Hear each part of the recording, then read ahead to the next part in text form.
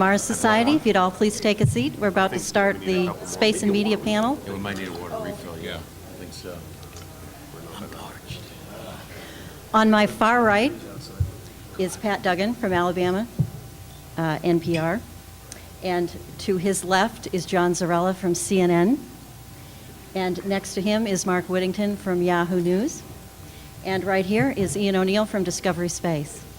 And I hope you'll stay for some questions when they're done. Gentlemen? Yeah. I'm just going to use this and go from here. Yeah, scoot this way.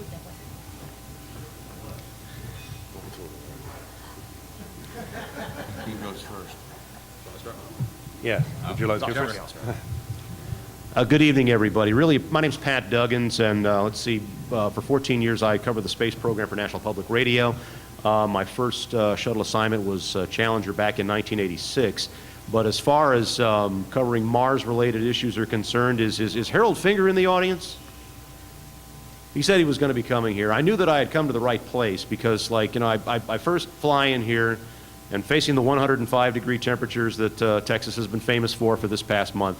And so check into the hotel, get in the elevator, and there's this gentleman, you know, dignified, looking right, you know, right next to me with the Mars Society badge on. And I look down, and it's Harold Finger. I interviewed Harold Finger for my second book, Trailblazing Mars, but it was all over the phone, so I didn't know what he looked like. So I'm kind of like, okay, do I take the chance and introduce myself and hope that this is the right Harold Finger? And it turned out to be the case. So a great way to start off my experience here with you all. We'll be talking about the media and NASA, but also what we think is going to be going on with the future of the space program. So let me just toss out a couple of things, and then we'll pass it on to John here. I know that everybody's really excited about the news from NASA this week about the possibility of salt water flows on the surface of Mars.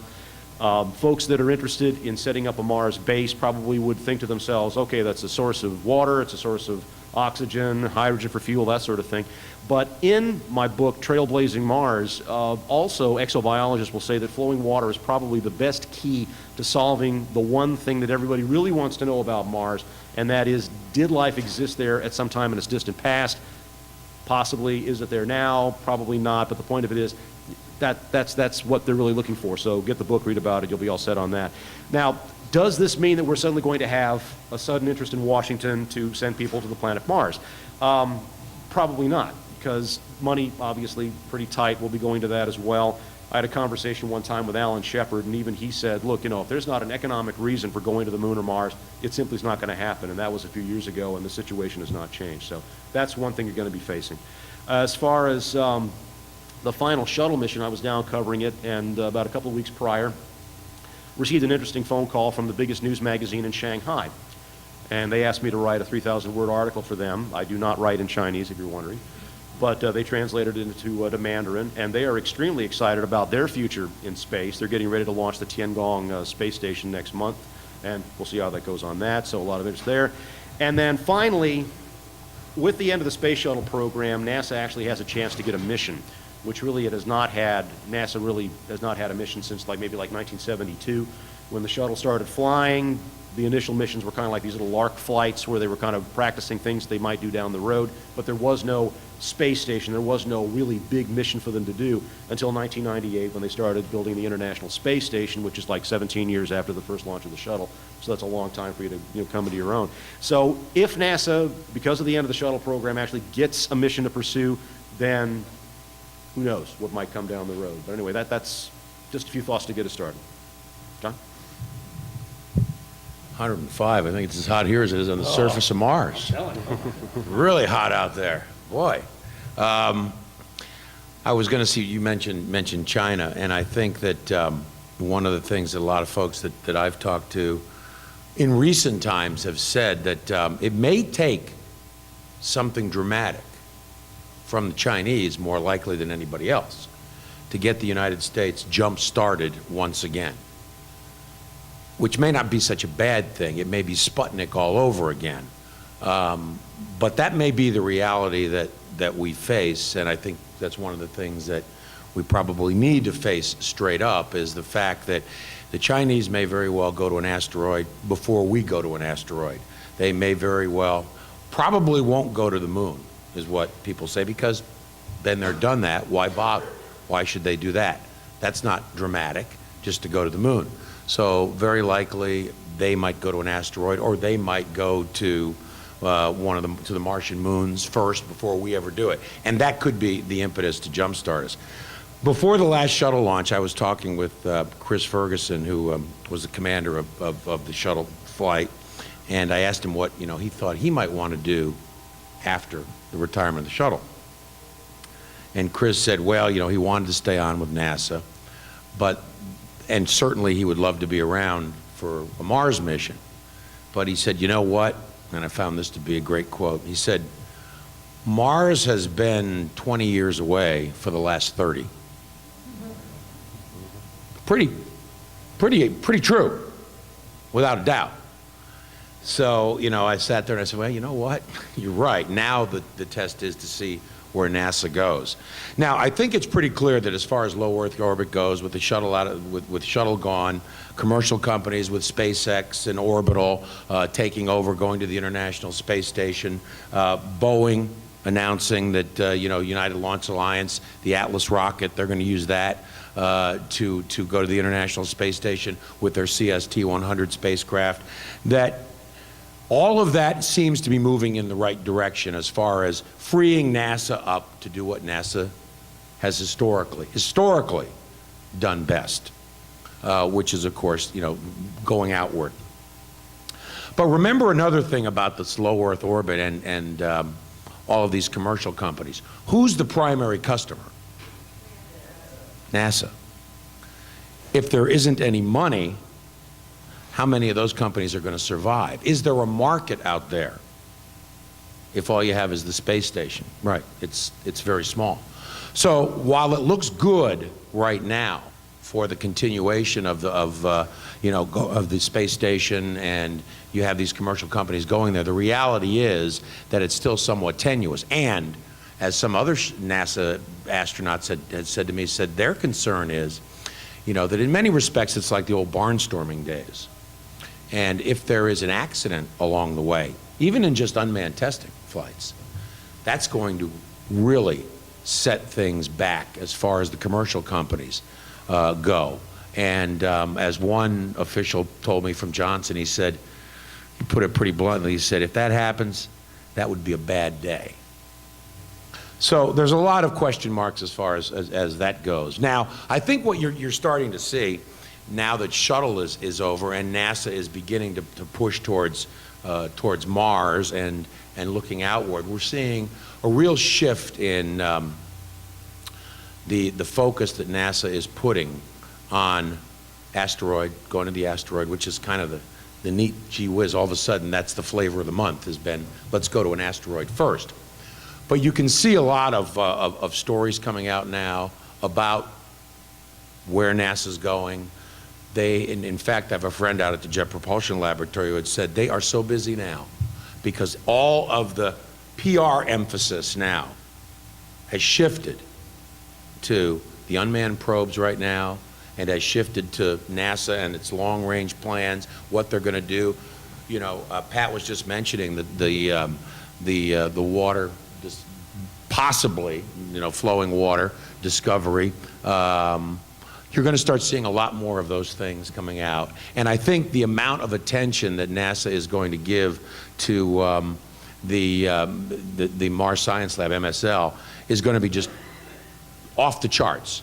Because they have to focus, they have to build a base of support for where they're going in the future. If they don't have it, it's going to be very difficult to sell these programs down the road, because we're still talking about programs that have got to stretch over a couple of administrations, at least a couple of administrations, which in many respects is usually the death knell of long-term programs because of funding and changes. I don't have to tell you folks all that. But I also think, you have Elon Musk and SpaceX, and he's talking about his heavy lift rocket. There's possibilities there. There are lots of things out there that are encouraging, And, I recall back when I covered the Pathfinder mission and was out in Pasadena covering that. And what I found strikingly interesting was as soon as Pathfinder was on the ground and the Sojourner rover was out, the interest worldwide, the amount of hits that NASA was getting was just phenomenal. Astronomical numbers of people hitting the NASA website. And every time there is some Mars mission, the hits are just off the charts. Off the charts. There is interest out there. You know, I think the issue is, of course, that everybody would like to see a human exploration of Mars. The problem is, nobody really wants to pay for it.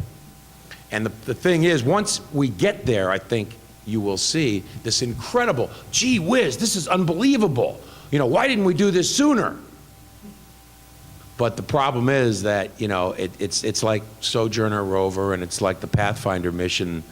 You know, it was great and it was sensational, but until it got there, there wasn't a whole lot of hype. It was after it got there and after we saw these unbelievable images and, you know, the 360 panorama shots that came back. That's when there was this tremendous amount of just worldwide interest in the mission. So I think, you know, bottom line is, I think there's a lot to be encouraged by, but there is still a lot out there that that begs the questions: who's going to pay for it in this, particularly right now, the economy the way it is, all the focus, you know, on the economy. I just saw that, you know, our credit rating has been downgraded to AA+ just now. So, you know, those kind of things do not bode well in the short term for, you know, building impetus towards, you know, human exploration of Mars, and probably not even an asteroid for that matter. Can you hear me? Great. My name is Mark Whittington. I'm a contributor to Yahoo News. And I'm going to have to echo what he said about prospects in the short term, which I think are pretty bleak right now. The economy is what it is. The $1.6 trillion deficit is what it is. And in that particular atmosphere, trying to get funding for any kind of space adventure would be a very hard sell. Plus the fact that there are certain developments that are threatening even the current program. Commercial Crew, for instance, the funding for the next fiscal year was cut in the House of Representatives from $800 million to $300 million. And there's no real way of knowing whether the Senate will restore it or whether it will get restored at all. You know, we will have the deficit super committee, which will figure out ways, things to cut, and that places anything NASA does in jeopardy as well. Plus the fact there seems to be some indications that NASA is going to change some of the ways that they're going to approach Commercial Crew to be the more traditional cost plus, heavy NASA influence. You know, this sort of thing has been highlighted by some of the more commercial oriented space activists. And their rationale is that we need to assure astronaut safety. And the only way NASA knows how to do that is to do the things the way NASA always does. Heavy involvement, lots of requirements, lots of checking, and therefore lots of expense and lots of time involved. On the space exploration side, I don't think that the current program is very inspirational at all. I mean, an asteroid to be determined later by 2025, orbiting Mars by 2035, and maybe landing on Mars by 2045. People in grade school will be middle-aged by the time humans land on Mars, according to that schedule.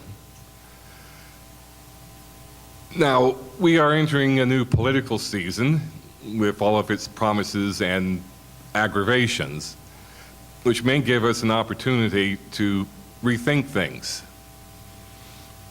I think that the current administration is in great peril of not being reelected, again because of the economy and a few other things. And that means that the possibility of yet another redirection, refocus done by a new administration that would be inaugurated in 2013 is a real possibility.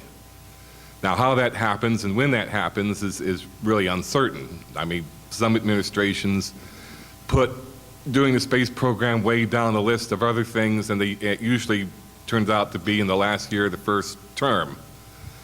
Reagan doing the space station in 1984, George W. Bush doing the vision for space exploration in 2004. In my mind, of course, the sooner that something gets done, the better. And it also gives people who are interested in space an opportunity to start rethinking things. How do we want to go in space? Do we need NASA to do it? Some other organization, maybe some kind of coalition of NASA, foreign countries, commercial enterprises in a kind of I know, public-private company, say the Mars Settlement Company, for instance, financed partly by governments, partly by commercial enterprises. Lunar Development Company, if your orientation's towards the moon. There are also lots of interesting little architectures for doing interplanetary exploration going out there. There's something that a couple of NASA engineers came up with called the Nautilus X. In one configuration, the Nautilus X is located at one of the Lagrange points between the Earth and Moon, and what happens is that you can fly a vehicle, the NASA spaceship formerly known as Orion, now known as the Multi-Purpose Crew Vehicle, to this station, swap out over to a lunar lander that's docked to that station, and then on towards the moon. Another configuration for the Nautilus X would take you to Mars, and it has a wheel-like structure that provides gravity. Another idea was proposed by Dr. Paul Spudis, who's at the Lunar and Planetary Institute, along with a NASA engineer at NASA Marshall, which involved sending a lot of robots first to the moon to mine for resources, set up infrastructure, and so on, so that the very first person back to the moon would have a place to stay for a long time. And I suspect something like that could be done for Mars. So, in summary, short-term future for space, fairly bleak. Long-term, uncertain, but hopeful. Thank you very much. Hi, my name's Ian O'Neill, and I am the space producer for Discovery News. It's part of Discovery Channel, but I'm totally online, so I don't get to stand in front of the camera. But when I always think back to when I was like 15 years old, and I've always been mad on space, always a science fiction nut. But when I was 15, I was in my school, and we were told to do a project on something that we really cared about. And at the time, there was this buzz about space tourism. And so I put together this presentation about space tourism and put together all these fancy charts, had these overhead projectors. There was no such thing as PowerPoint back then, so we had the little bits of plastic, whereas, indelible pen. And I put together this wonderful project, and it had like a 5-year plan, a 10-year plan. By now, we should really be on Mars. That was really the key thing. That was the target right at the end. And that was 15 years into the future, which seemed like forever when I was 15. And I look at where I am now, and I kind of want to be that kid again, because it hasn't really got any better. It hasn't really got any worse. We've just kind of plateaued. We've had all these financial crises. We've got a directionless NASA. I think that's fairly fair to say. NASA itself isn't the problem here. NASA does what it does very, very well. It's just the fact that it isn't given the right political motivation to go where it wants to go. And I'm just wondering, where are we going to go next? And I'm looking around this room, and we've got a lot of motivation to go to Mars. We've got people engineers, we've got designers, we've got scientists, we've got every facet of society. And in fact, I think back to last year in Ohio, in Dayton, the Mars Society convention there, and I said pretty much the same thing. We are all different parts of society, all brought together for a common goal. But if only that could be translated to the politicians, if only the politicians would understand this motivation that we have to go to Mars. And to be honest, when I first moved to the States, which wasn't that long ago, only 5 years ago, and I was unemployed at the time. I just got my PhD in solar physics. I'm not actually a journalist at heart. Media was very foreign to me back then. But when I came to the States for the first time, I found a home in the Mars Foundation with Bruce Mackenzie, and he's here tonight. And we're working this amazing project that we would build an in situ base on Mars made from local materials. And it was a small band of individuals from all facets of society, a lot of scientists, engineers, enthusiasts, all just brought together under this common goal. And we all had this motivation to set up a base on Mars. And that's when I saw this drive, this want to go and further humanity, want to go to a place where we've never experienced, to actually experience this alien world, the kind of feeling that we haven't had since the Apollo moon landings 40 years ago. But it's groups like this that actually make me feel as if I'm doing the right thing now, because now I'm working for Discovery News, and I can report on what you guys are doing, and by an extension as to what I was doing. And that time 15 years ago, when I look back and I was looking forward thinking, come on, we can go there in 15 years' time. And I just don't want this to be lost. I want this to be communicated. And so I'm going to talk about this tomorrow in greater depth, so I won't bore you now. But ultimately, I want to get the message to change policy. And I think that's what we're here for, really. The science media are here to get your great discoveries, your work, your hopes and dreams for the future, and try and package it to a public that really want to know. They're really hungry for this, but they just don't know about it. And if we can get the public to get involved, then perhaps policies might change down the line. But it's a very slow process. But ultimately, that's why I'm here, and I just hope that we can, come to a great conclusion at this Mars Society convention.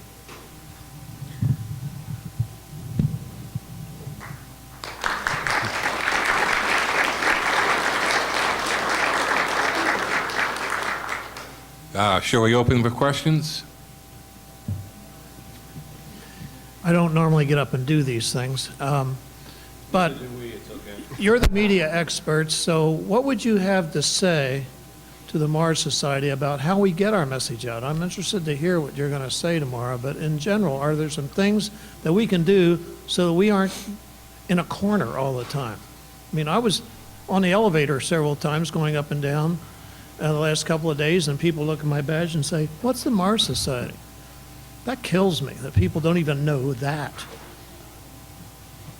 Okay, you take it first. Well, I would almost say it this way. There was a gentleman who walked up to John and me before we came in here. He and his son had come up with this extremely thick document of information regarding air pressures on Mars, which, very interesting stuff. But I looked at him and said, okay, boil it down to 10 words or less. Because it's like, when I talk to my wife about the Beatles, she's a Rolling Stones fan. And I can tell her how great the Beatles are until I'm blue in the face. But you remember that you're dealing with an audience that either the stuff is going to go, or they're disinterested, or I lost my job, can you help me do something on that? So as you're doing that, remember, the world is a stage, but consider your audience.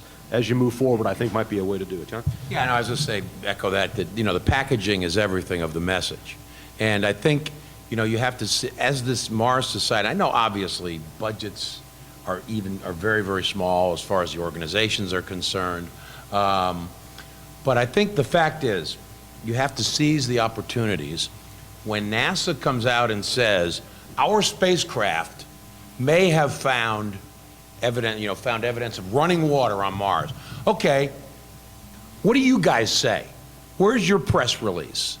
Where is your release that says, you know what, this is exactly what we've been. So You understand what I'm saying? There has to be some central focus on every time when the big boys are coming out with the information, you've got to latch onto those. So eventually, your name becomes more recognized, more synonymous with Mars. Oh, Mars Society.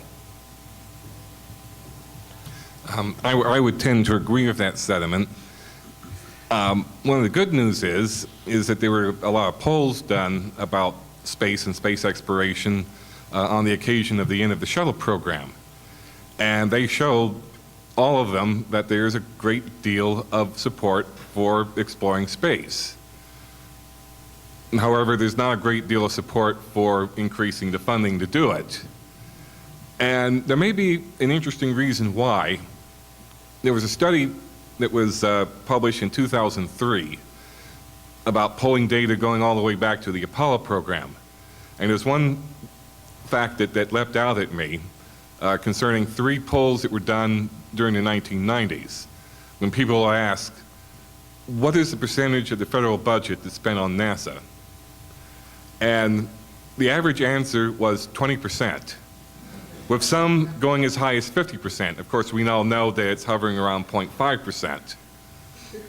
So, you know, when you get a result saying, well, 10% of the people want to increase NASA's budget, 40% or whatever want it to remain the same, and then another percentage want it to be lower. If you think that a lot of people have an exaggerated view of how much NASA costs, then that's something that really cries out for re-education. That really, in the overall federal budget, which is about $3.6 trillion, 18 billion that's around currently is, you know, a rounding error. A proper space program, which the Augustine Committee said would be about 3 billion or 5 billion more, would still be a rounding error. And that's something that needs to be brought across. Plus the fact, what does exploring space do for the individual? I mean, right, I mean, most people have their everyday problems, and you talk about going to Mars, their answer is, well, that sounds neat, but how does it help me? How does that concern me? And if you get too esoteric, then they'll say, well, that's nice, that's fine. Now I need to pay my mortgage and make sure that my kids stay out of jail. So you have to really connect the idea of not only traveling in space, but settling space as something that relates to a person's everyday life. Even if it's, you know, their children's future. I, you know, would toss out something that if the United States wants to remain a great power, it needs to expand out into space. I think most Americans want the United States to remain a great power. That's something that's kind of showed up in some of these polls, that people regard the space program as an expression of national pride and American power. If you tell them that if we don't do this stuff, you know, we'll be diminished in some other countries such as China, India, maybe Russia, will forge ahead and it will become not the new American century, but perhaps the Chinese century. A lot of people are not going to like that, and that will kind of focus their minds, in my opinion. Yeah, well, if we hadn't gone to the moon, if we didn't have early NASA, we wouldn't have Microsoft, we wouldn't have Apple, we wouldn't have thousands of engineers that got the dream and went and got high enough education to do spectacular things over the last 30, 50 years. Go ahead. Go Finish ahead. your question. Yeah, pardon me? Finish your question, yeah. Oh, that wasn't my question, that was a response. Yeah. But if I remember, Google has the $30 million X Prize for the moon. Now, if you could do go a little bit further, about 4 times that, we could do asteroids. If you could go 6 times that, we could do Phobos, moons of Mars, and 10 times that, and we could do we could land on Mars and come back. Yeah, anyway. Yeah, I think the idea of hey, expanding. whether it's you, whether you challenge a few extra other companies to put together that fund and that prize. Yeah, it could be done I'm a big privately. believer in space prizes and perhaps some kind of tax write-off for companies that do that sort of thing. More funding for the NASA Centennial Challenges.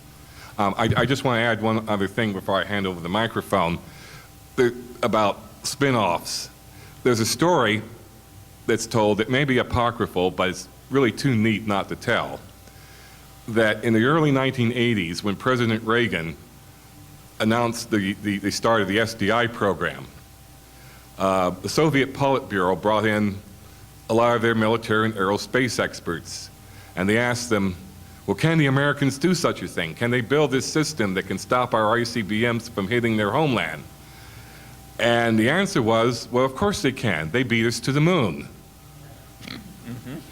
So, you know, the capacity of a space feat, whether it's going to Mars or moon colony or whatever, to facilitate what some people call soft power, to basically put the rest of the world in awe of a country or coalition of countries, cannot be underestimated.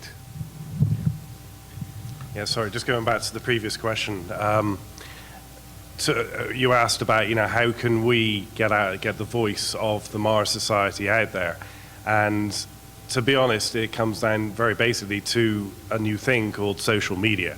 And personally, I've had weird successes. I mean, it's phenomenal successes with social media, not even working that hard on it. I mean, it's sustained effort. I mean, not just through Twitter, but also through Facebook, now Google+, all these. And you don't have to be technologically savvy to actually deal with these. But it's all about building a community. So if you can build a community around your brand, and your brand is Mars, if you can build a community around that, and you're going to get the message out, and they're going to tell their friends, and you're going to build a following around that brand, which is Mars Society or Mars Foundation or whatever Mars thing you're doing or any science you're doing. And if you can communicate what you're doing to that group you've got around you, you'll find your job is 10 times easier, and you'll suddenly find that some things will go viral. Weirdly, some weird things may go viral that you may not even see. You may have a fascinating story about a Martian surface that you can perhaps grow. I heard asparagus in the Martian soil. That's the kind of hook that the media I'd go crazy for. So I had my notebook out. I was like, that's a hook for a story I want to talk about, because asparagus growing on Mars is kind of funny, but also it's scientific. And so you might find that you found a hook for your particular story, and I can guarantee your community will react very well to it. They'll send it to all their friends before you realize that your brand is well known. And that just comes from one person. That doesn't come from an organized group. It could be just you just constantly typing things into Twitter, just, you know, that are very directed towards Mars colonization. You generate this following that people are suddenly interested in Mars. So that's a way you can do it by yourself. That's a grassroots effort, and it works. You know, social media, talking about CNN just launched a new site on CNN's website called Light Years. I don't know if any of you have seen it yet, but go look for it on the website. It's a whole new site dedicated to science, space. So the interest is there. And I think it just launched right, I guess they launched it the day of the shuttle, the shuttle launch. So it coincided with that. But yeah, there is a great interest in social media, and absolutely right. You know, that is one way to really start to get the message spread. Rick Smith. I don't know if you guys were here yesterday, but Everett Gibson, the fellow who was talking about the Ellens Hill meteorite, announced some stuff that was new for the first time at the Mars Society. And it's absolutely amazing to me. I think that is probably the biggest story that will come out of this convention. So my advice to you is look into what he was saying about the Allen Hills meteorite. It is really, really big news. And if any of you are curious... Well, why is it? Well, basically... 10 words or less, why? I now consider it certain that... You used up a whole bunch of words. Why is 10 words or less, why is that important? I now consider it certain that life existed on Mars in the past. Okay.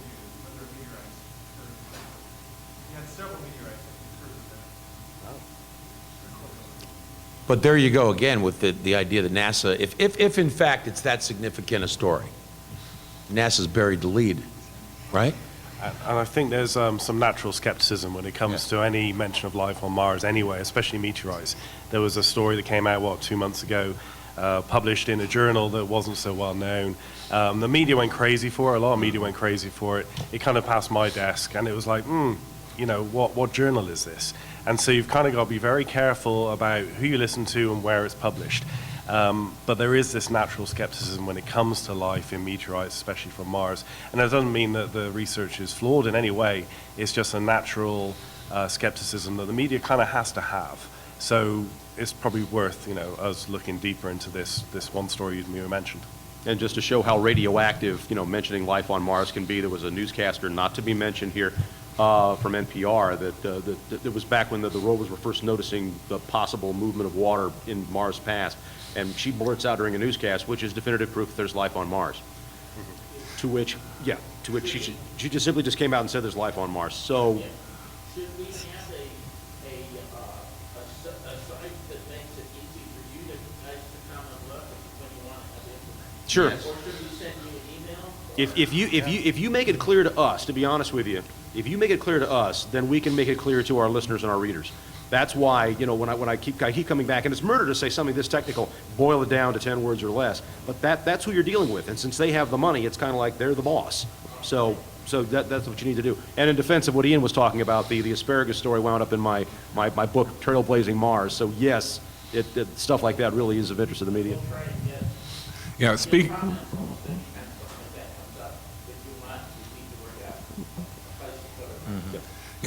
speaking about, you know, microbes on meteors, there was another famous case that took place in the late 1990s that actually merited a special announcement by President Clinton that later on didn't really pan out.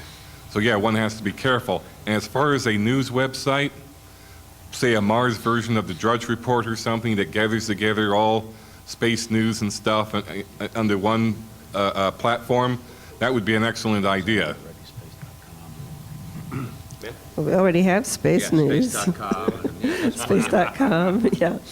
I understand the slogan is, if it bleeds, it leads, so I understand why. That's local news. Yeah. Well, no, it seems to be national news, too. Every time you have a space accident or a space-related accident, it not only leads that day, it seems to lead for the next several years, and every government official with anything to do with the space program cowers down and covers their head and wants to be so cautious nothing happens for the next decade. So I understand the initial reaction because, you know, people are like that and people will stop by and look at auto accidents.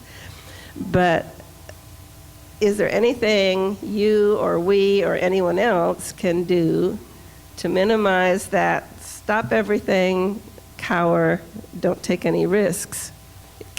Is there a way that we can start celebrating people who take risks even when they don't work? And is there a way that we can start giving the same glory to the junior high science project winner that we give to the junior high quarterback? I wouldn't be so downcast as that, because like I've covered 103 space shuttle missions, starting with Challenger, including Columbia, but those are only 2 flights, and there were like 100 others. So yeah, there is interest out there in the space program, but I mean, you are dealing with a disinterested public for the most part, which is when we were talking about the Augustine Commission earlier. One of the things that really impressed me about that was they actually factored in public relations. In other words, if you go to an asteroid, you can do that in 10 years. And also, while you're doing that, you're also building up technology that you can later use to visit one of Mars' moons. So when you have a deconditioned shuttle crew or space crew, You don't want them to go hurtling down onto Mars with, you know, with brittle bones and thin muscles, because if they have a crash landing, they can't save themselves. But if you send them to one of Mars' moons first, then you might be able to then, you know, take a breath, recover, and then hop down to the surface of the planet. Going to an asteroid would do that. You can do it in 10 years, keep a fickle Congress and a disinterested public interested in the space program, and, you know, move it along that way. So it's a fact. You do have to keep the American public interested, and Congress as well. You know, the accidents, you mentioned about the accidents, and I think, you know, look, there's no question that as far as the news is concerned, when you have a tragic accident involving a space vehicle, it's huge, no matter how you cut it. And that's just reality. But you look at a couple of things. I mean, if you think back after the Apollo 1 fire, the United States still ended up going to the moon. If you look back after the Challenger accident, the United States still got back into the business, still built a space station, and after Columbia, still pulled itself back up and got back into the space business. So it wasn't like those accidents and the media attention shut down the space business. Well, I don't know that that's necessarily true. I don't believe that it slowed it down. There was a natural process that had to take place after those accidents to investigate the accident. Pardon me? They didn't have to last a year and a half. That's our point. Okay, that's your point. That's not NASA's point, though. I mean, you know, and that's, I'm just saying that it took that long, according to NASA, to redesign after Challenger, the boosters, right? To get through with the commissions and I mean, that's all part and parcel of the process that we go through in this society. And until it was deemed, whether it took a year or 2 years or 3 years, until NASA had the stamp on it and said, okay, we are safe to fly again, they weren't going to fly. And, you know, you might think it's 6 months, and maybe it was only needed to be 6 months, but the reality was, until they signed off on it and deemed it ready to fly, they weren't going to fly. Follow up, but so,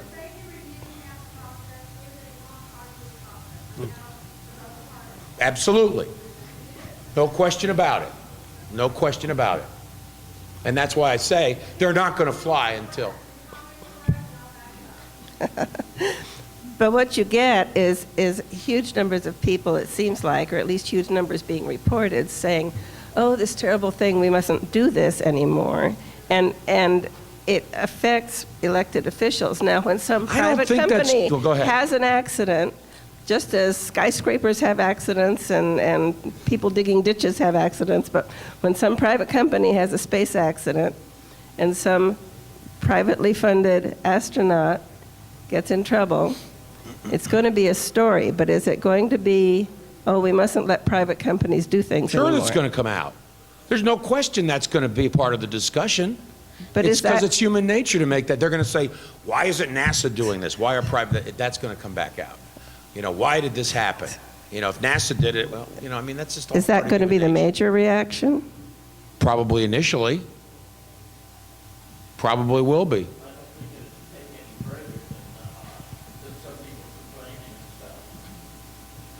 No, I mean, you know, again, I don't think that it's stopped anything. As a matter of fact, it probably increased support for space travel. I know that after Challenger, support for the space shuttle program soared. I mean, it was a legacy of these 7 crew people who gave the last full measure, and we needed to go on to make their sacrifice something worthwhile. Same for Columbia. Yes. Yeah, once we have dead in space, we'll hang on to it. And it operated in Challenger, and it operated in Columbia. But my question is a little different. I take your point that when we hear things like the Allen Hills meteorite story, or we hear things even more amusing about how NASA costed Mars Direct in the tens of billions of dollars, and this information was suppressed by the Augustine Commission. I take your point that the Mars Society and any other advocacy group ought to be really committed and very steadfast in making statements about new scientific discoveries or controversies and helping to focus that. But by the same token, I think the media in general has come off kind of weak in going after the real nitty-gritty and making sure that you check and you understand what science you are reporting, that you understand that you're never going to go to Mars and have your bones so brittle you'll crack, because if you're smart, you will have spun your spaceship, and that's the first thing you ought to say, that there is a mitigation for gravity, that there is a mitigation for radiation. And when things like this in the Augustine Commission come out, why wasn't that ever reported? Why weren't we digging? I'm public affairs officer in CAP too, but why weren't we digging to find that out? You have to ask for it. So there's a really big responsibility on the part of the media to get it right. And if you're going to get it right, maybe you should spend more time cultivating a panel of peer reviewers whom you go to automatically, and people who have some independence and some credibility in the field, because I hardly ever see that done. And I'm not faulting any one channel or media in particular. It's an industry habit. And I think, just as we need to come out with good, strong interpretations and facts and help, you guys need to do your homework or help get yourself plugged in with experts who can help you do your homework a lot more. We can do it only if we can't force it on them. They have to ask, and they have to know that there are certain points that if they hear something we haven't heard, they have to say, that's something I need my expert, my peer review to check. If you ask us and we have time to respond to. Yeah, But you might want to put getting these back to what I was saying earlier about being a Beatle fan and talking to somebody who likes the Rolling Stones. There's a political cartoon out there, and I wish I could quote you chapter and verse on it, but it's a reporter standing in front of a bulletin board, and there's like 100 different cards that are tacked to it: doctor, lawyer, Indian chief, nuclear physicist, and the caption is, okay, what am I an expert in today? Now, you've got media outlets, large media outlets, that are not having people assigned to cover political stories. They don't have experts in that. Very rarely do you have organizations, with the exception of CNN, obviously, and NPR's got some science reporters, that actually have people who really cover science on a full-time basis. I'm just suggesting that that's what you ought to be doing as a matter of course. Yeah. You brought up an interesting point, and when we got relaunched as Discovery News in 2009, we got our own funding, and we're the online destination for science news for the Discovery Channel. So we're not actually the channel. So we are Discovery News. We are a spin-off. We're online. And we approached this issue by only hiring experts in their field. So it's like one of our writers is Ray Villard. He's the PR guy for Hubble. We don't let him report on the Hubble, obviously. That would be a little bit of pushing it too far. But we have experts in their field, and they do their fact-checking. I have a PhD in solar physics. I mean, that doesn't make me an expert on everything, but it certainly makes me knowledgeable on how science works. Right, and you're the exception that proves the rule. Yeah, and you understand peer review. And this is where it's kind of cool. When we got our own funding, when Discovery Channel recognized this, and so we are all experts in our own fields. And I thought that was kind of refreshing, and I was very happy to be a part of this project, and it seems to be working out. Yeah. My only point is that if the media really were more tenacious about this, if things like the Augustine Commission getting suppressed information was going on 60 Minutes and the way they treat such a story, just as they do every other muck they can rake and do a clever job at it, things might change because people would understand that there are a lot of hidden agendas in the space program. And you have to keep working to ferret them out. Well, part of that problem is that Norm Augustine has a great deal of credibility in the aerospace world. I mean, he's practically the voice of God in some people's minds. And, his most recent committee was not his first one. He also headed up a committee that tried to save President George H.W. Bush's space exploration initiative. But you're quite right. There have been some questions raised about the Augustine Committee's findings not just, the Mars thing that you just mentioned, but, some of the bases for their cost estimation. They haven't been very widely reported. And, the findings have been basically just, for a lot of people, accepted as gospel. And I think you're right, that is a lack. Right. That we haven't questioned that enough. Thanks. Hello. My name is Ben Vershbow. I'm my first time to the Mars Society convention. I'm from New York City. I work on a digital media team at the New York Public Library. I'm also a theater director in the city, and I'm actually here researching a theater piece about Mars, an eventual theater piece. But as I work in new media, as I've been listening to this and thinking about the last couple days of the conference, I've been thinking that there probably should be another panel on new media and space. And we've mentioned social media here, and there are some representatives from very respected online news destinations that are doing some creative things, and that's a fantastic thing.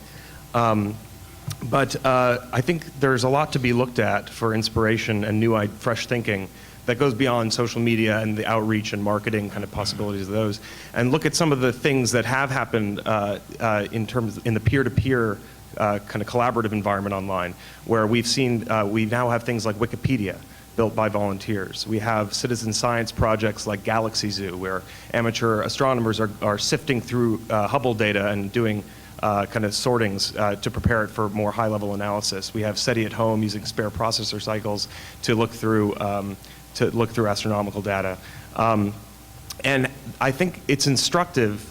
There are methods here that might be reapplied to how we make this Mars mission actually happen. Because clearly the technology is there. There's great passion, there's great energy in this room and in this place. But I think the ideological tanks are kind of empty. And we've been powering the space dream with a kind of a very Cold War idea that's very embedded in the military-industrial complex. And there are new ideas that I think need to infuse this that would perhaps eventually lead to a more broad public investment in this dream. Because clearly the technology is there. And I think it has something to do, maybe obliquely, with this new collaborative culture online. And I think the Elon Musk example is instructive, that an internet pioneer has used his fortune to do some of the freshest, kind of most industrious work in the space field. And a couple of us were engaging in a thought experiment during the happy hour before this, imagining looking at the massive amount of time that is committed to online games and other online endeavors like Wikipedia, and how could some of that time, some of that ingenuity and that effort go toward making a Mars mission possible. Clearly, it's not going to actually get us the vast distances there. It's not going to help us cope with the harsh environment. But imagine if we talked to Sid Meier, the creator of the Civilization games, and we said, let's create a sim game of a Mars settlement, perhaps a whole epic terraforming project. And as we've seen in these virtual worlds, there are whole virtual economies where people are buying virtual goods, paying actual real money for conceptual objects, for objects of the imagination. And so what if there was some way that a nonprofit game enterprise could be started with a Mars terraforming kind of sim kind of framework, where all the money that went into it, beyond running the basic costs of maintaining it, went toward funding this Mars mission. And because I think we've seen that the web is still really into space. It plays well, as you guys have seen. I think a lot of the high-tech blogs, they go wild for it. The Cassini photographs that have been coming through, the Mars news recently. I think it's clearly primed to kind of pulse with network creativity and collaboration. And it could, although it can't actually propel us there literally, it might be able to change the culture. And I think we need, I'm sorry? Well, I'm not a game designer, but, well, I'm making this is great. This is, so I'm making this comment more than, obviously, there's not really a question. But just having observed the last 2 days here at the Mars Society, which is a fantastic collection of imagination and talent, but we have trouble working our PowerPoints. I think that we need to we need to retool in terms of the communication and imagination department, because the technological ideas are there for getting there. And I think we need to retool the why. And I think a lot of that can be connected to not only network collaboration, but green energy, a return to local. What could be more local, more hyper-local than than having to survive in that first few years in a Martian settlement and modeling a new way of living for this world. So to move on from the Cold War kind of way of thinking and of broadcasting. I think it's brilliant. And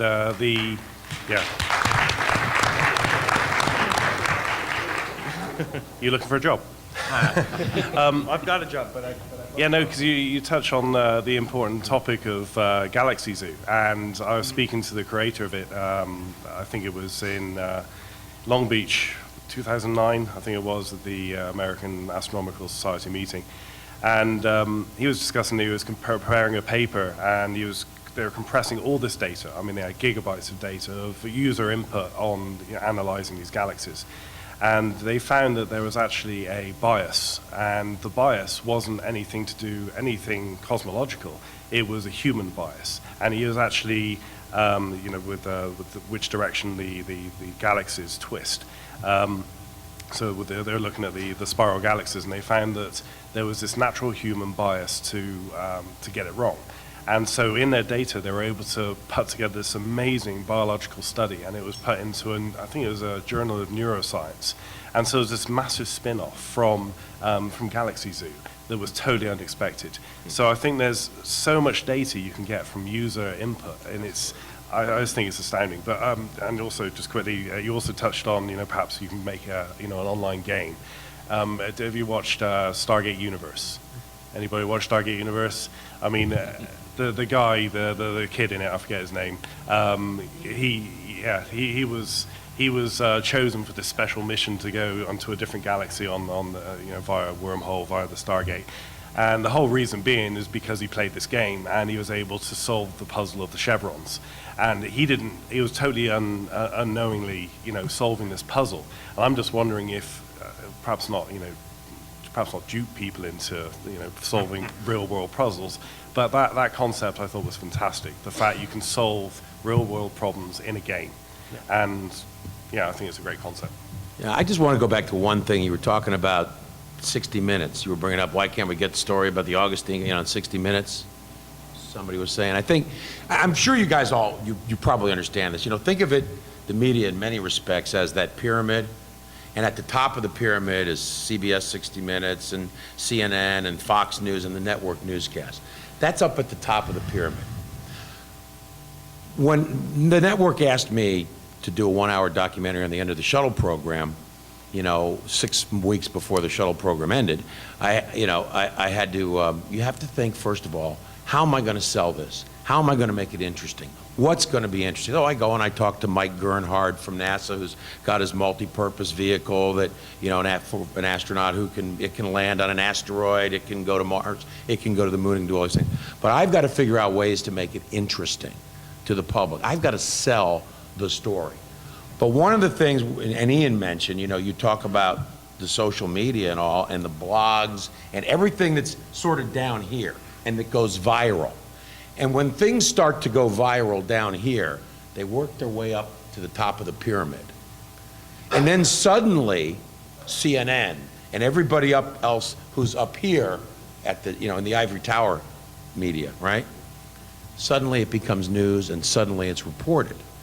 So it doesn't always start up here. A lot of times it starts down here and has to kind of work its way up when it goes viral. And that happens with more regularity and frequency, not just on space news, but on all kinds of things than you can imagine. Just as an aside, the former questioner mentioned Sid Meier. He actually did a space-based game several years ago based on the idea of a colony on Alpha Centauri. So a Mars-based game along those lines wouldn't be outside the realm of possibility. I live in Florida. At one time, I was head of Titan Engineering at Cape Canaveral.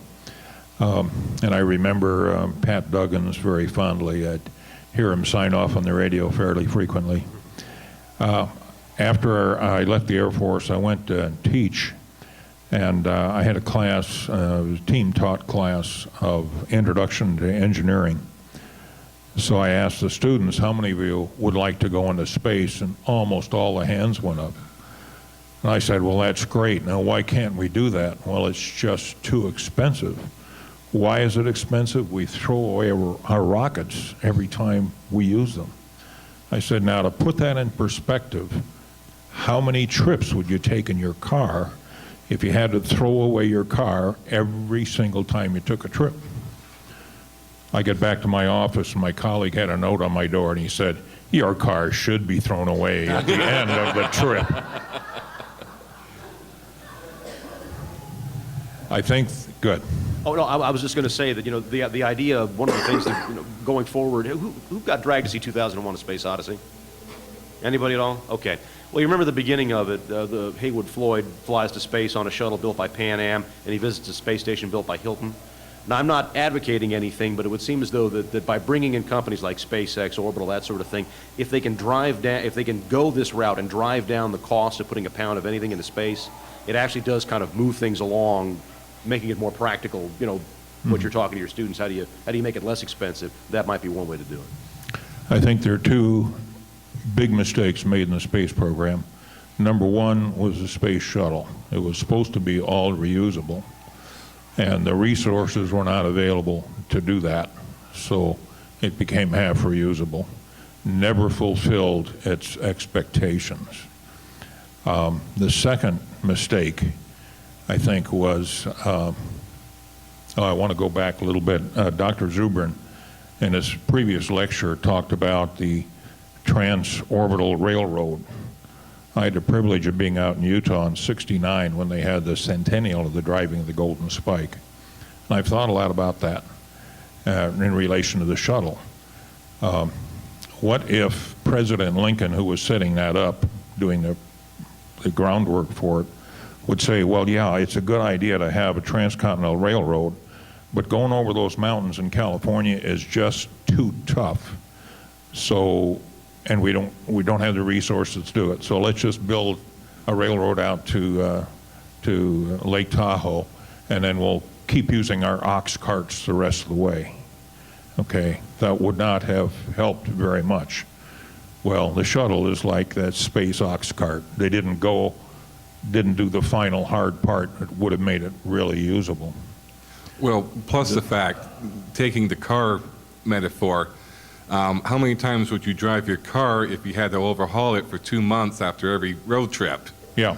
That's the real primary technical problem for the space shuttle. I think there's some other problems. It was supposed to be a one-size-fit-all vehicle that should do everything. We don't do it in any other mode of transportation, but somehow we thought that the space shuttle would be the golden bullet that would open up space, and it didn't work. On the other hand, and I'll play devil's advocate here.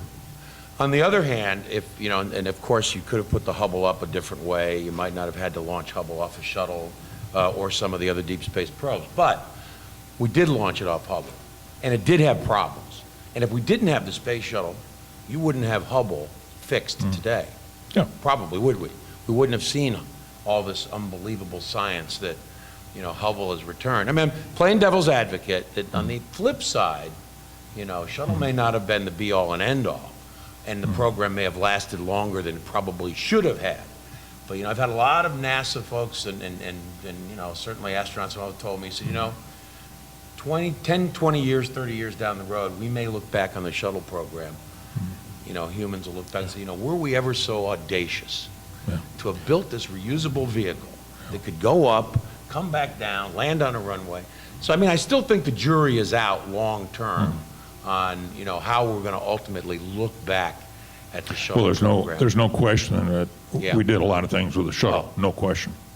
Now, the second big mistake, I think NASA did not think in terms of space tourism.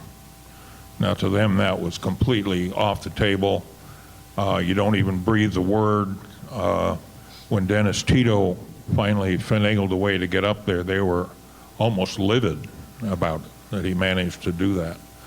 And they kept saying, are we going to have enough to transport up to orbit to make it worthwhile? I'm livid they didn't fly one of us yet, Yeah, if they had an all-reusable vehicle and had thought about tourism, which is maybe the second or third largest industry in the world, they would have had more volume than they could handle.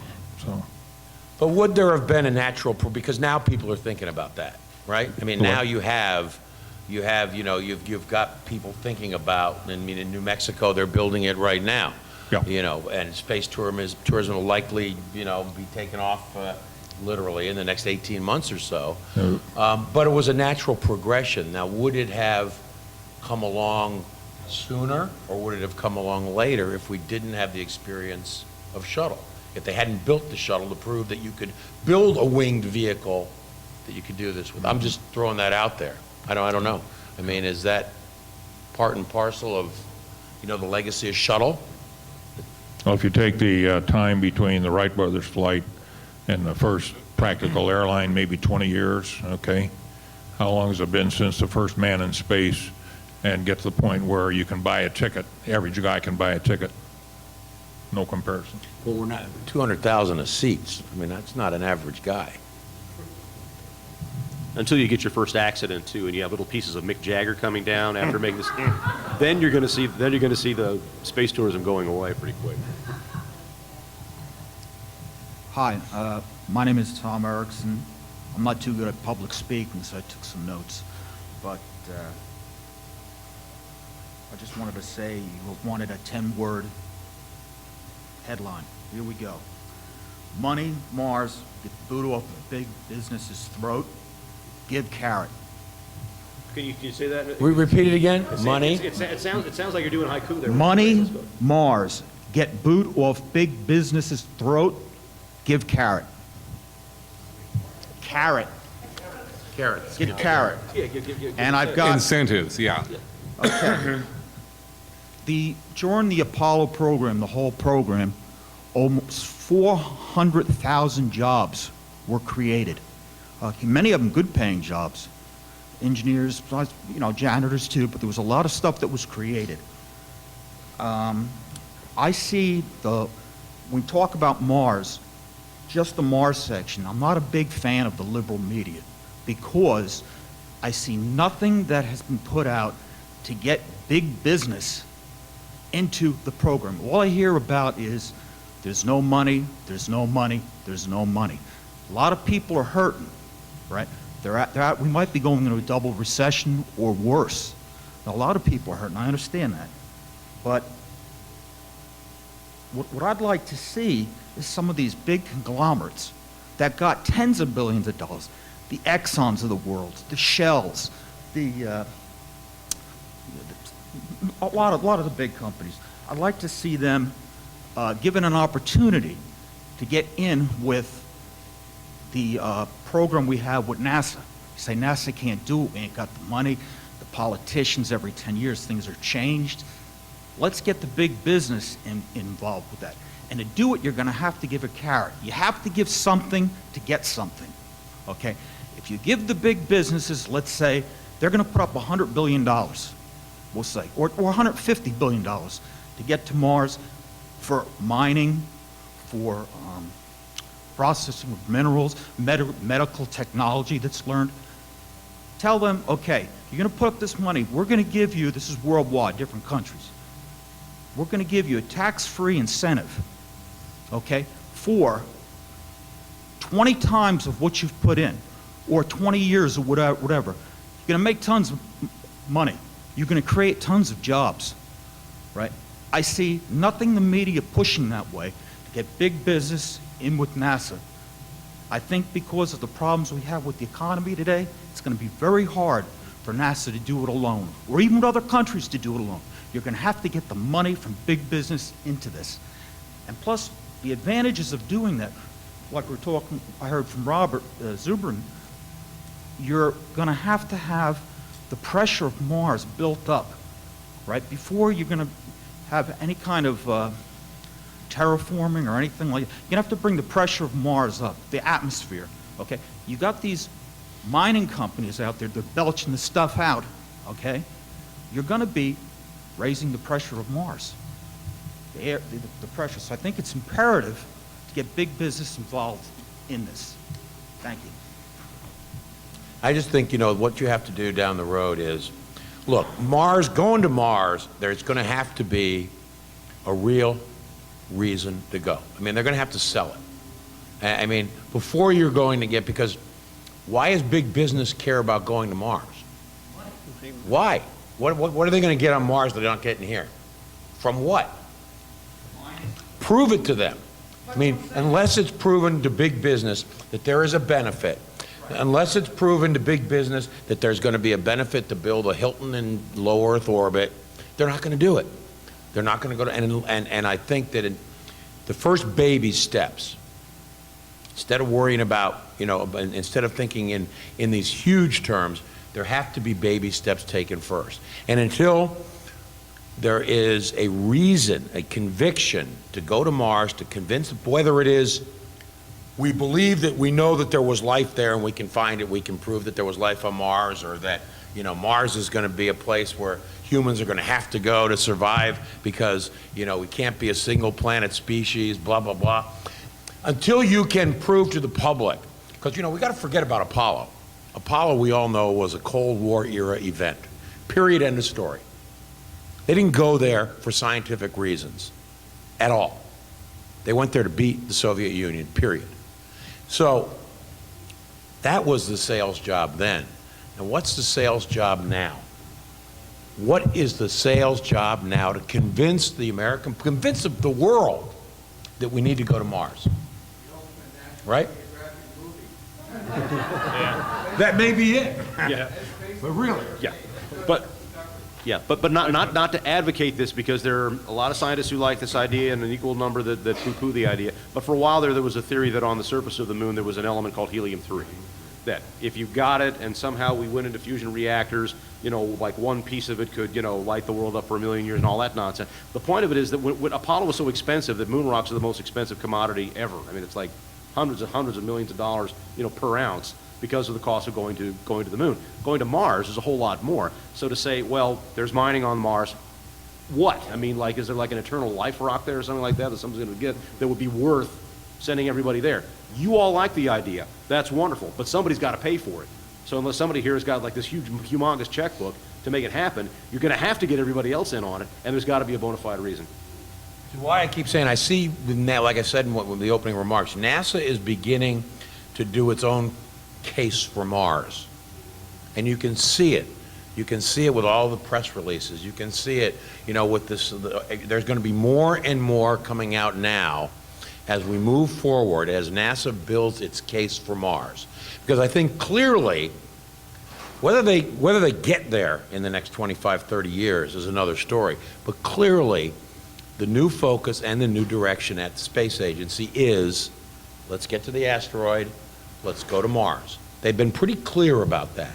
Whether that translates into reality down the road is a whole nother story. I'd like to follow up on an earlier topic, start with a quick question for anybody but Ian. What's 0.5 to the fourth power? Don't ask me. Doctor, lawyer, Indian chief, what am I an expert in? Okay, Ian, you want to answer? I'm not a mathematician, sorry. My maths has eroded somewhat in the last 5 years, so sorry. Anyway, it's 6.25%. Okay, that's the probability that you have 4 independent lines of evidence, all say you've got a piece of evidence and 50% it could mean this, 50% it could mean that. You got all 4 of them in the same sample. The chance that they're all appear there at random is 6.25%. This goes to the Allen Hills evidence. I believe they had 4 or 5 pieces of evidence. At best, all the people, the work that was done to counter that just raised doubts about the evidence. None of it proved that it was not life. So roughly, you'd say the worst case is they all said, well, it's 50% chance it's life. If you do that, there still was the case that the data they uncovered was evidence for life, just from probability. The media, because we're scientifically mostly illiterate in the country, people don't look at it like that. They say, well, we can't distinguish between whether global warming is man-made or not because somebody says it is and somebody says it isn't.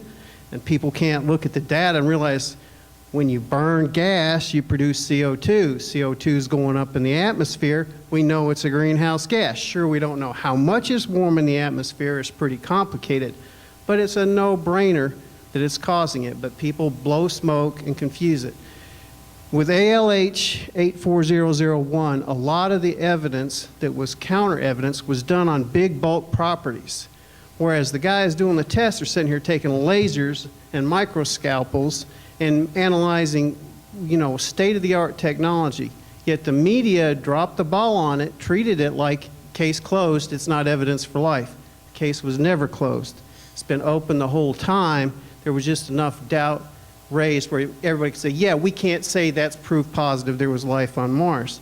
The guy at the presentation that was earlier basically came in here, and the strongest line of evidence always was the magnetite.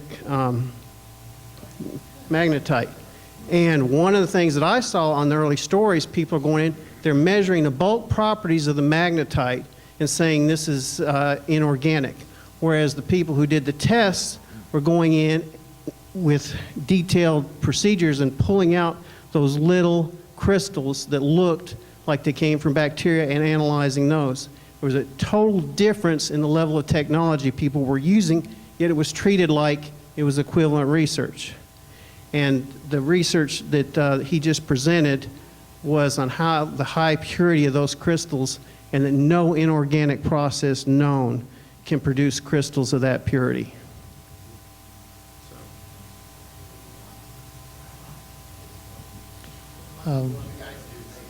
It is probably worth an interview on the Allen Hills guy, because he did, basically technology has advanced a lot in the last 15 years, and he was showing state-of-the-art technology. But that's not my point. My father was a B-47 test pilot back in the 50s.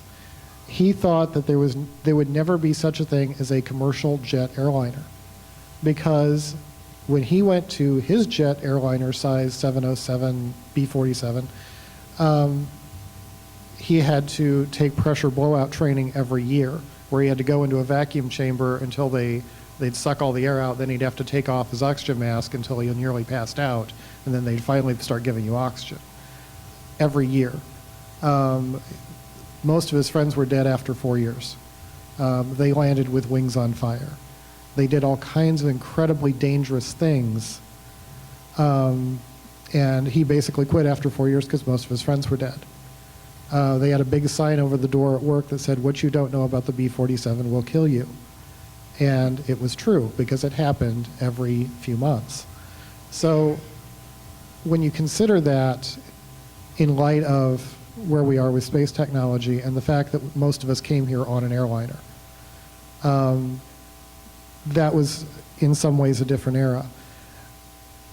To come back to that point roundaboutly, I pity you guys with the 24-hour news cycle because of what you said about the bulletin board, like, what am I an expert in today? It's not what am I an expert in today, it's what am I an expert in 5 minutes when you actually have to go on air. There was an excellent documentary back in the 2020 era called The Shuttle, the $7 or $8 billion question mark. This was after the shuttle was in development, and it was hosted by UDowns, but before it had ever actually flown. And they just went through systematically, okay, the first time they put it on the 747 and flew it somewhere, like half the tiles blew off. And they were horrified when they saw the thing land, because it's like, my God, this was only going 600 miles an hour. You know, what's going to happen when it goes 17,000? And it just looked impossible at the time, because we just kept throwing money into it, and it kept failing. And it wasn't even leaving the ground yet. And there was a period in the time when airliners were the same way.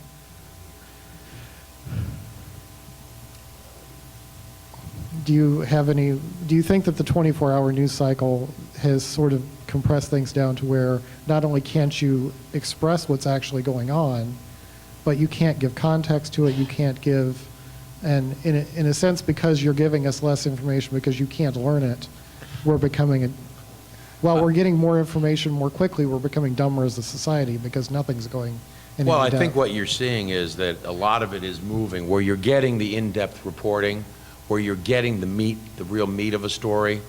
You know, unless it's a major breaking story where you're devoting hours and hours of time to it, A lot of where you're going to see the headline is going to be on the nightly newscast, but the meat of the story is going to be on the blogs, it's going to be on the websites, and that's where, when I look at my son, and he's 24 years old, and he's in graduate school at Texas A&M in nuclear chemistry, so he the one that got the brains, because I never knew milkmen were that smart.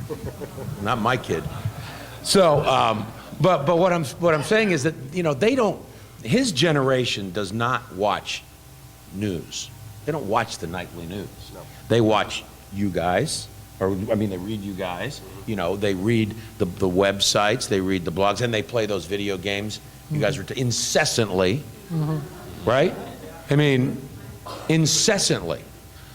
But so the information is there, and I think that if there's some good news to it all, I think that the younger generations, who are the ones that are going to be doing the exploring of the planets, they know how to read it, they know how to find it, they know where to get it. That my generation, is still glued to, let me turn on the nightly news, or let me turn on, CNN or Fox or whatever my preference might be. But I think in many respects, there's a lot of information out there, and it is there. It's just you got to know where to go to find it.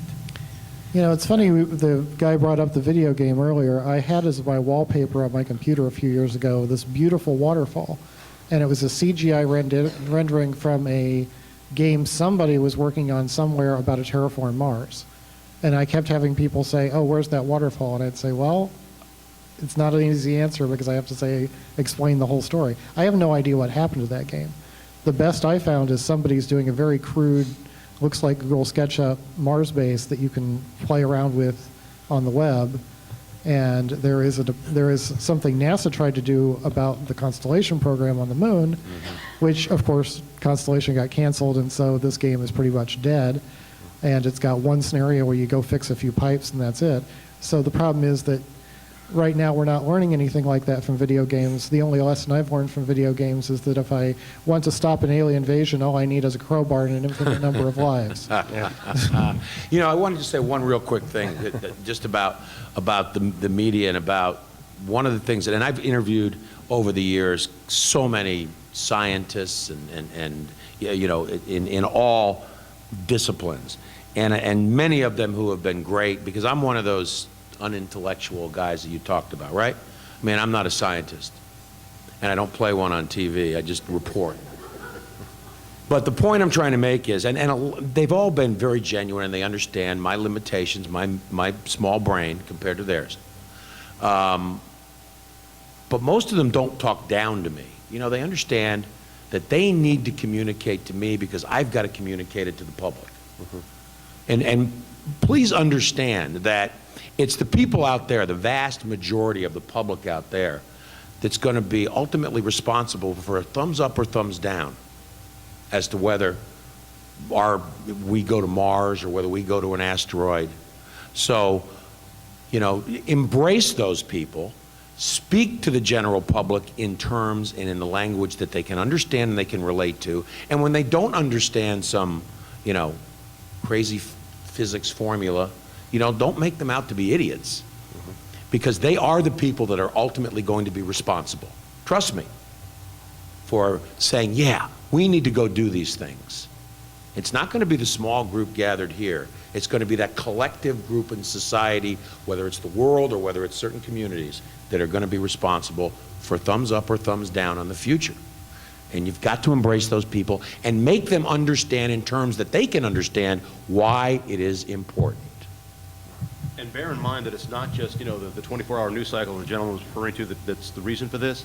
Because there's a colleague of mine who has even more gray hair than I do, and he was reporting on Apollo 17 back in 1972. And his editor called up and said, what's the latest on the moon mission? And the guy just said, well, nothing, they're just going around the moon again. So back then, now, it's the same thing. You simply have to maintain the interest. It's funny because what you said about the 24-hour news cycle, we had the same discussion only a year ago when Discovery News was only developing as a proper news organization. The problem is we don't have a staff. And I didn't know what that meant until I became the staff. And I was having constant hassle from my boss. And she was saying, you're reporting on this. It's like, well, all of my writers are busy, so I suppose I can do it. Oh, you're reporting on this. Well, I got to do it later. And I found myself becoming a full-time writer, not a producer. And so we decided to take a different tact, and we decided that we can't be a breaking news organization because we're not a big news organization. There's probably 30 of us in total. That's everybody from bloggers to producers to editors to the whole lot. So we're quite a small team. And we can't react that much. I mean, it's only recently we decided that we have to cover news over the weekends because it was just like, well, our traffic really sucks on weekends. We really should update the website. So I think it just depends on the size of the organization you're with. I mean, these guys, you've probably got staff, haven't you? You've probably got an assistant. Do you have an assistant? I'll be jealous. A couple of producers. Yeah, there you go. So I just think it's very different from when you look at one news organization to the next. But just going back to where people get their news from, my secret, well, starting last year, was purely through Twitter. I mean, I'm now my secret loose here. Everybody's got a Twitter account. Every news organization's got a Twitter account. Every individual, every scientist who wants to get their news out has got a Twitter account. And I've built personal relationships with the people that I actually get my news from now. And weird spin-offs from this, I've gone to dinner at Mike Brown's house, the guy that discovered Eris, purely through Twitter. I met him on Twitter. It was during the fires in California when Mount Wilson was being strafed by fires. And he happened to be quite concerned because he lives right next to Mount Wilson. And we just happened to be discussing the same thing. I realized he's in Pasadena, I'm only in Woodland Hills. And we just hit it off. And we went out he invited me to Christmas dinner. And it was a really weird thing. And of course, from there I had a personal relationship. And he gives me the heads up on any Pluto news. So it depends. I mean, that's where I get my news. And you'll find that other people have got their own secrets as to where they get their news from. But RSS feeds are a thing of the past. I mean, now it's all about Twitter, Facebook. It's all about the social media stream. So get your news from anywhere. I mean, anywhere is anybody's guess, really. Yeah, I've certainly used Twitter and Facebook to spread the articles I work on for Yahoo News. It's mandatory practically if you want to. Yeah. Because I get paid partially by page views. Yeah. So.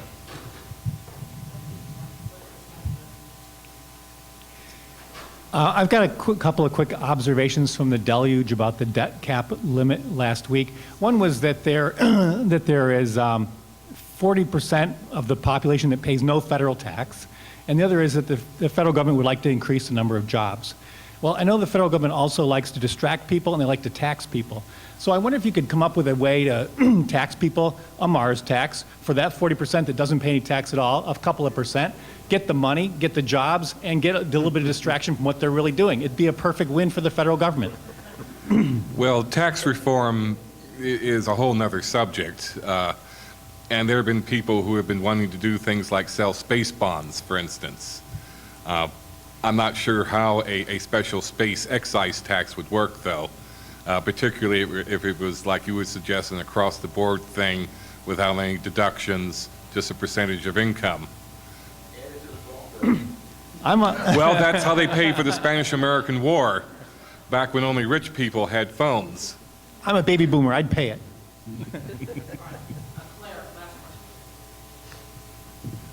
Well, this was also a comment or two.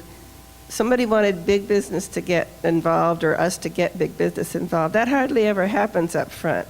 What usually happens is small business gets involved in something new and different that one or two people believe in.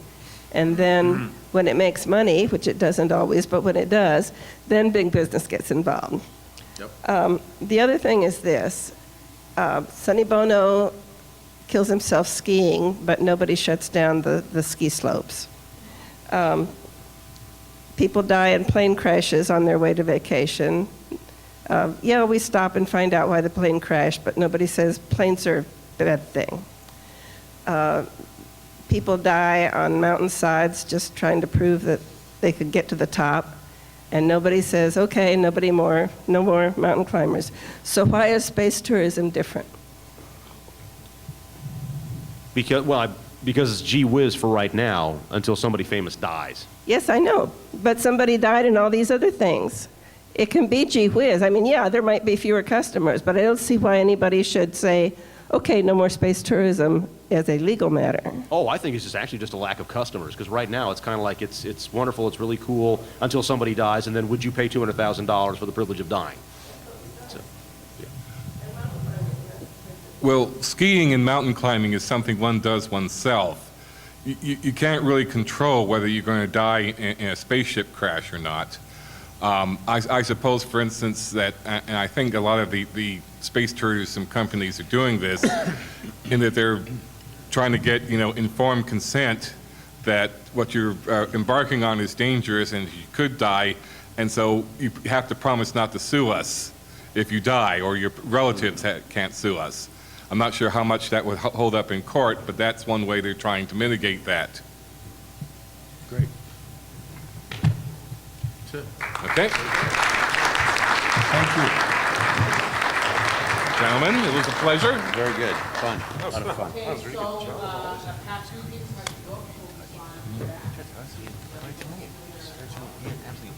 Great to meet you. Going to be hanging around.